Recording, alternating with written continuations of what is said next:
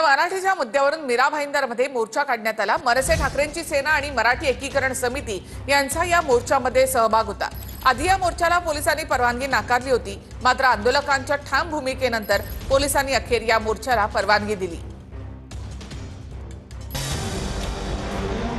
मराठीच्या मुद्द्यावरून मीरा भाईंदरमध्ये मोर्चा काढण्यात आला। मनसे ठाकरेंची शिवसेना मराठी एकीकरण समितीने हा मोर्चा काढला। मोर्चाला परवानगी नाकारल्यामुळे संबंधितांना नोटिसा पाठवण्यात आल्या। मध्यरात्री 3:30 वाजता पोलिसांनी अविनाश जाधव यांना ताब्यात घेतलं।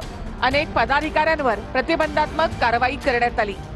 कारवाई झाली तरी मोर्चा निघणारच असा ठाम पवित्रा मनसेने घेतला। पोलिसांनी मोर्चाच्या ठिकाणी येणाऱ्या प्रत्येकाला ताब्यात घेतलं। मराठी मोर्चेकरांची पोलिसांसोबत बाचाबाची आणि वादही झाला।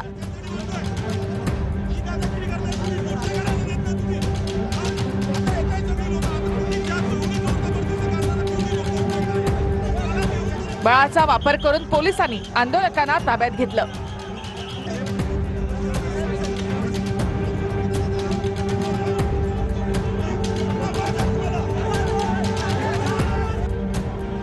तीन ते 4 बस भरून पोलिसांनी आंदोलकांना ताब्यात घेतलं।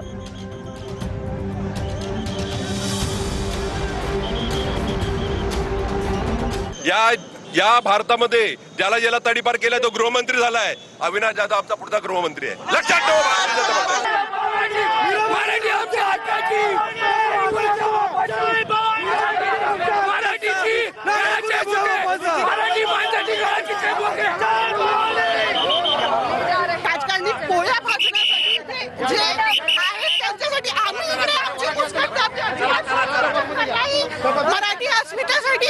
मराठी अस्मितेसाठी आम्ही लढत राहू, नेहमी लढत राहू। यासाठी यातला काहीच पर्याय नाहीये।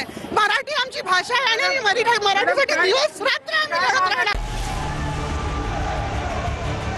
काही तासानंतर मराठीच्या मोर्चाला परवानगी देण्यात आली।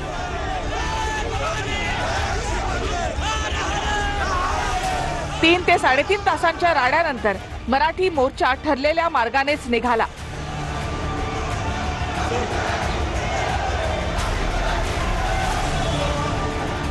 मनसेचे नेते अभिजित पानसे हे सुद्धा या मोर्चामध्ये सहभागी झाले। मराठीसाठीचा मोर्चा मीरा रोड रेल्वे स्टेशनच्या दिशेने रवाना झाला। संदीप देशपांडे आणि नितीन सरदेसाई मोर्चामध्ये दाखल होण्यासाठी ट्रेनने निघाली। अविनाश जाधव यांना सोडेपर्यंत मोर्चा सुरू राहणार अशी भूमिका मनसेने घेतली।